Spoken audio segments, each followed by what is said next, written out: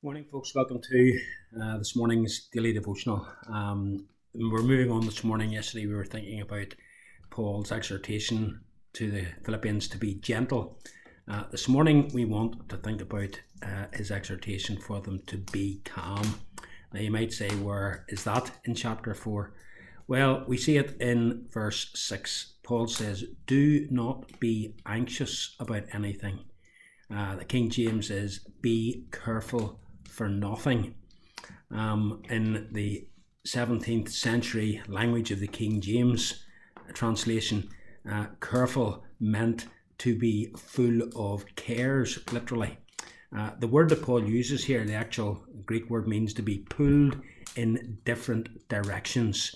It's a picture of your hopes and your aspirations about something pulling you in one direction, and then at the same time, your fears and concerns pulling you in another. I suppose it could be described like a bit like an inner tug of war.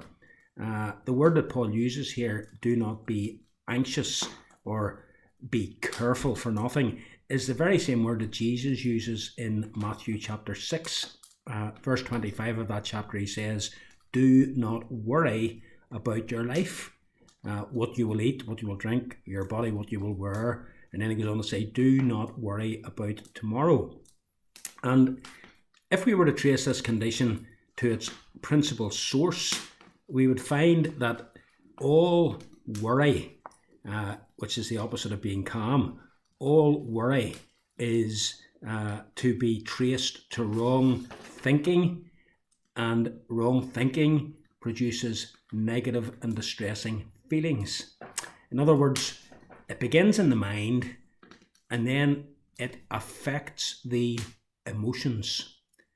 That's what anxiety is. That's what being anxious is. That's the opposite of being calm. Look at verse 7 in chapter 4 here. Paul says, when he gives them the antidote about the peace of God that passes all understanding, it guards our hearts and our minds. That's the source of worry, the heart and the mind. And the heart, of course, in Scripture is very often associated with our feelings. One Greek scholar gives a definition of the word Paul uses here, and he says, "It is anxious, harassing care that is ultimately rooted in the mind and invariably affects the feelings."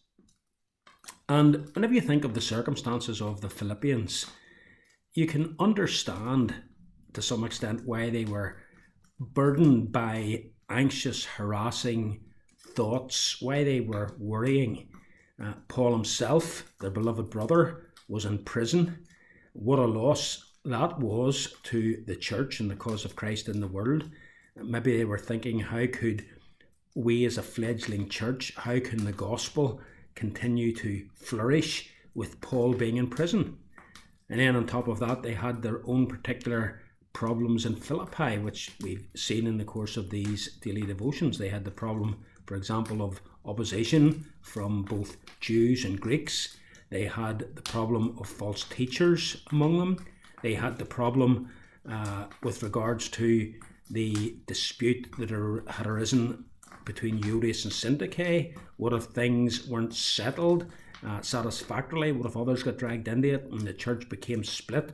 So you can understand how they could be anxious. And all of us know that by experience too. Maybe we think of something we have to do the next day or the next week, something that we're not really looking forward to, something that we don't feel maybe properly prepared for, and you feel your heart pumping. You begin to get anxious about it. You begin to think, what if this happens? What if that happens? Maybe a test that you've done with a doctor. What if it proves to be something serious? And you worry about it.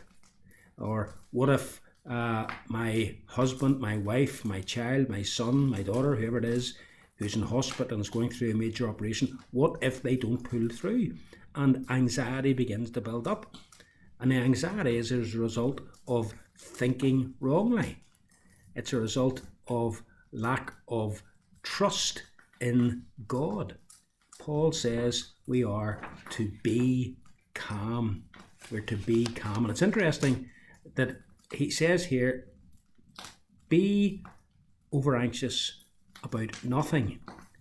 And the way he forms that is it's stop being anxious. In other words, this is something that they were doing, and Paul is saying, stop doing it. Stop doing it.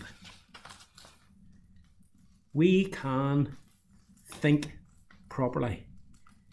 And we're going to go on in a subsequent study and see that the way in which we address anxiety, the way in which we are able to be calm, is by going to God, by being prayerful. Worry. Why worry? What can worry do?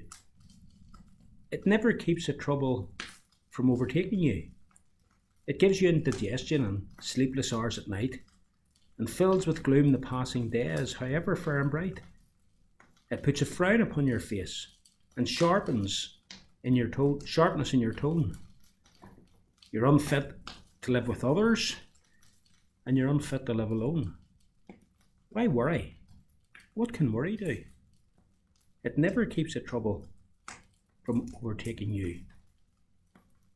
I came across this amusing poem about worry. The worried cow would have lived till now if she had saved her breath, but she thought her hay wouldn't last all day, and she mooed herself to death.